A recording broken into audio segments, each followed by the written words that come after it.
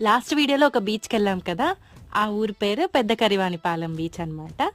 Next పక్కూరు బీచ్కి వెళ్ళిపోతున్నాం. ఈ ఊరి పేరు చిన్న కరివానిపాలెం. ఇక్కడ తాడుగట్టి చేపలను ఎండబెట్టారు. అక్కడ కాకంటుంది నా కోసమే పెట్టారా తిండి అని.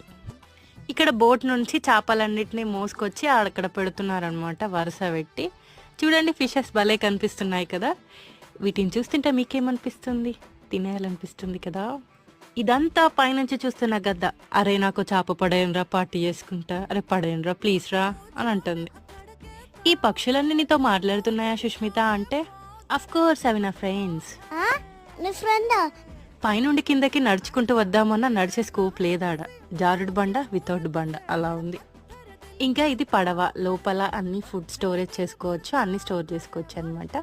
నెక్స్ట్ సముద్రం. నా చెప్పులు అంటే ఇవి నా కొత్త చెప్పులు అనుకో. అలలు మా పాదాలని తాకుతుంటే మేమిద్దరం అలలతో అల్లరి చేస్తూ ఆడుకుంటున్నాం.